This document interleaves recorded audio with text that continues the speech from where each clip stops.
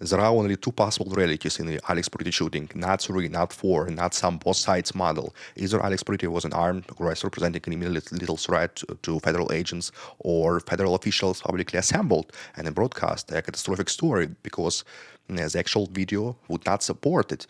And if you are watching this video to find out which of those two is true, stay with it until the end.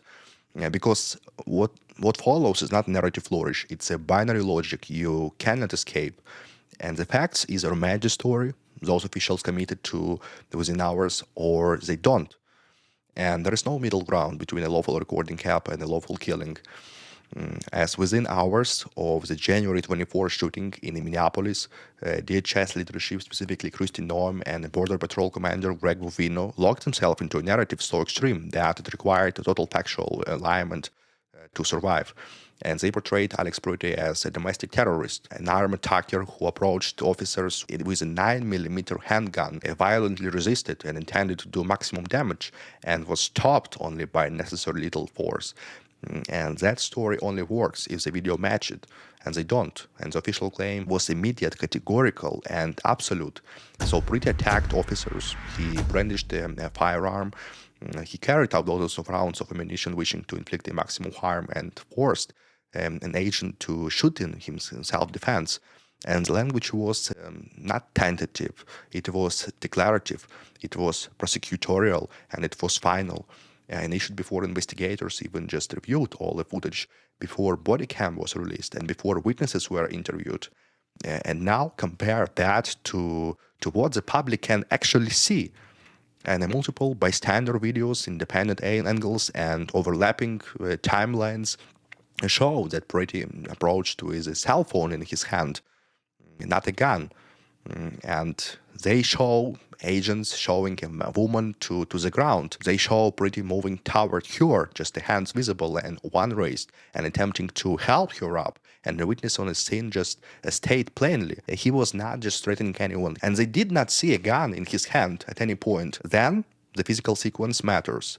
That Pretti is pepper sprayed, he is swarmed, he is tackled, and during that struggle, an agent in a gray jacket is clearly seen pulling a handgun out of a pile, consistent with removing a weapon from a Pretti's waistband. And only after that, seconds later, another agent standing behind the Pretti fires. Pretti is shot in the back while on his knees, facing away. And at least 10 rounds are fired in roughly 5 seconds, and including several after he was already just collapsed motionless on the ground. And this is not a close call. A person whose gun has already been removed, whose back is turned, whose hands are not just holding a weapon, cannot simultaneously be brandishing a firearm and just opposing an imminent lethal threat. Those facts cannot coexist, and one must be false. And the official claim was immediate, categorical, and absolute that Pretti attacked officers. He brandished the firearm, he carried dozens of rounds of ammunition wishing to inflict the harm, and he forced an agent to shoot him in self-defense. And now pause on what that diction is actually doing. It's not describing uncertainty, it's not describing an unfolding event, it's allocating roles, predator, victim, and necessity, and using courtroom verbs like attacked, brandished, wishing, force, and verbs that only make sense if the government had already just decided what the footage would show, and which is why the timing matters as much as language. And these statements were delivered before the ordinary evidentiary sequence could ever occur, before any coherent reconciliation across angles, distances, hands, grips, line of sight, before the simplest question every investigator starts with: what exactly was visible, to whom, at what second, from what position? And now compare that to what the public can actually see. So the videos do not suggest a different interpretation. They pin the physical variables the official story just depends on. And when a narrative hinges on a word brandishing, it lives or dies on one thing only: that a weapon presented as a weapon in a way an observer could reasonably perceive as an imminent use. So that's a condition either exists or it doesn't. and multiple bystander angles overlapping in a time, independent in the vantage, and consistent in a body language show that Pretti approaching with a cell phone in his hand, moving toward the woman who has been shoved down with hands visible and posture oriented toward her, not the agents. And that detail is not cosmetic, it's a dispositive. Orientation, hand occupancy, and the line of sight determine whether attack is even a coherent description rather than just a label applied after the fact. And the witness accounts log the same point from another direction, not by speculating about intent, not by describing what was and was not observable. So they say he was not turned toward the agents. They say they didn't see a gun in his hands at any point, and they say his movement was towards the woman. And that matters because the government's claim requires just simultaneous facts that cannot just comfortably coexist in the same frame. And an armed aggressor whose weapon must be visible enough to justify the word brandishing. And a man whose hands are visible enough to, in the multiple clips, that observers can describe them without hesitation. The public record is already doing the work that just official narrative just pretended was complete. And then the sequence becomes a trap.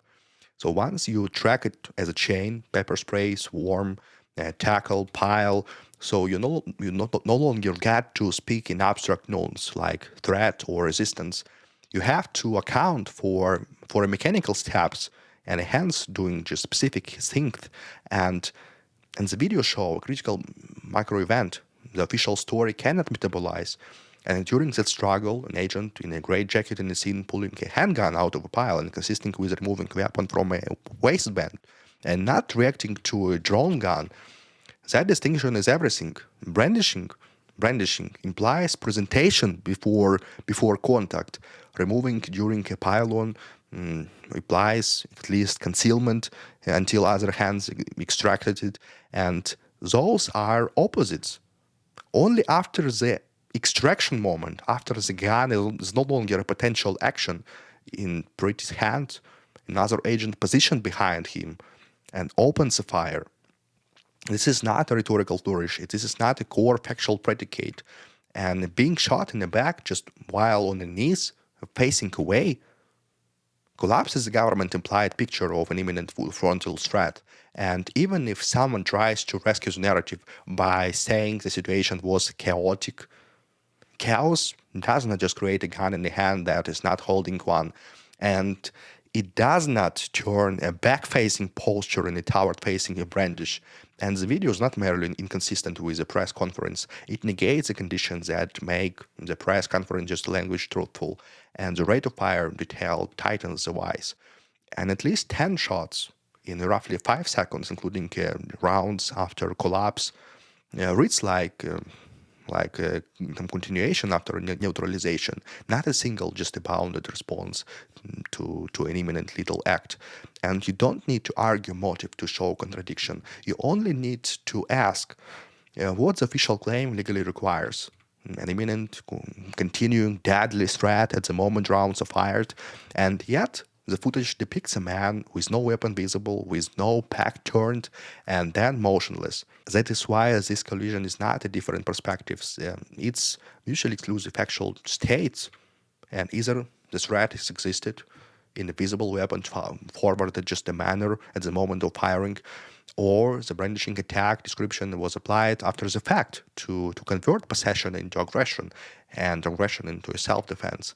And this is not a close call, and it's not a call and just a matter of interpretation. Interpretation lives downstream of a fact that can be disputed. Here, the disputed point is the existence of the very fact the government used as a keystone. As a Pretti presented the gun as just a gun in a way that just created imminent danger, and a person whose weapon has already been removed, whose back is turned, whose hands are holding a firearm, cannot simultaneously be brandishing a firearm and posting imminent lethal threat in a way that DHS described. Those facts cannot coexist, and when two asserted states cannot coexist, one is misleading. It's false. And then came the escalation. And before the investigation concluded, Noam labeled Pretti the conducted domestic terrorism. And the President Trump calls him the gunsman. And Stephen Miller alleged an attempted assassination. And the words were chosen carefully to do one thing: make the shooting feel inevitable, even righteous, and before the public even saw the video.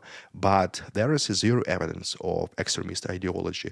Pretti was a VA hospital ICU nurse and U.S. Air Force veteran with no violent history. He was observing ICE activity just out of concern of his community, and his parents pointed to the video, just a phone in one hand, an empty hand raised, and trying to protect a woman, and even just the gun rights organizations just normally aligned with this administration and rejected that framing. And they warned that suggestion, just lawfully carrying justified execution, is dangerous and wrong. So why use the term terrorism? Because it preloads the conclusion. If the victim is a terrorist, the details no longer matter, and the narrative becomes immune to contradiction. And that only works until video appears. And what matters here isn't only what they claimed, it's when they claimed it.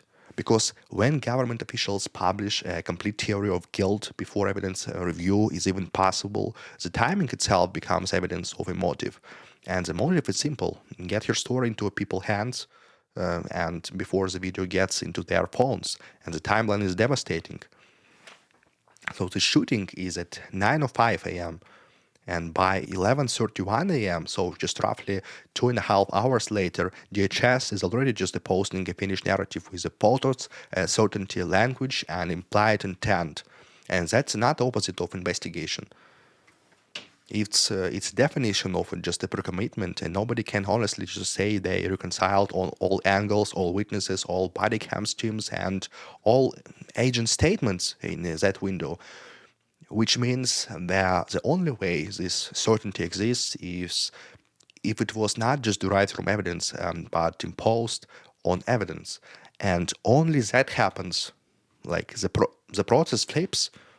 Facts are no longer used to build the conclusion. The conclusion is used to pressure the facts into compliance, and that's why you see the next move immediately afterward. Like first we review the body cam, then there is a lot of video, and then silence. And the first posture assumes the video helps, and the later posture assumes the video hurts. So you don't need to read the minds to recognize it. It's a classic timeline inversion. Like the press release acts like the verdict, and the investigation treated like annoying administrative just a formality, and it gets worse. And Minnesota state investigators and local police were barred from the scene, so they, even when armed with just a judicial warrant, and the DHS insisted on exclusive control.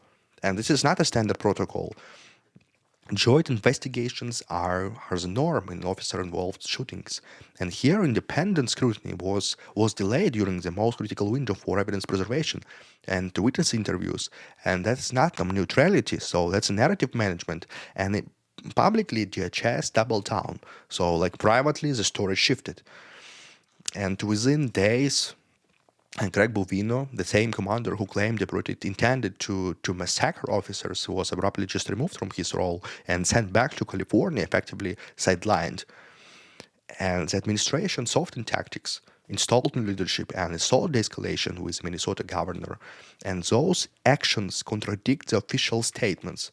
And you don't demote the commanders and change the strategy if everything went perfectly. Personal moves tell the truth, and that press conference won't. And some have suggested that this spectacle conveniently drowned out other controversies, and most notably so the stalled release of Epstein files, which by late January 2026 were already overdue under a congressional mandate. And commentators like Joe Rogan openly questioned whether like the media freeze served as a useful diversion. And you don't need to prove intent to recognize in fact. And the nation conversation has shifted instantly. So oversight called elsewhere, and one man is dead.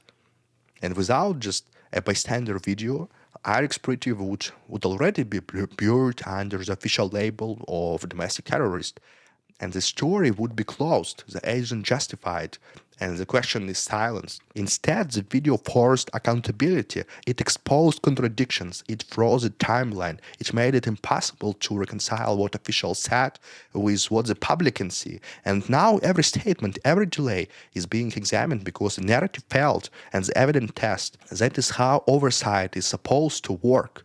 It's just happened late and at the cost of the life. If you want more analysis like this, where claims are stress tested, narratives are stripped down to logic, and the power is forced to answer yes or no questions, like this video, subscribe, and leave a comment telling me what angle or case you want broken down next.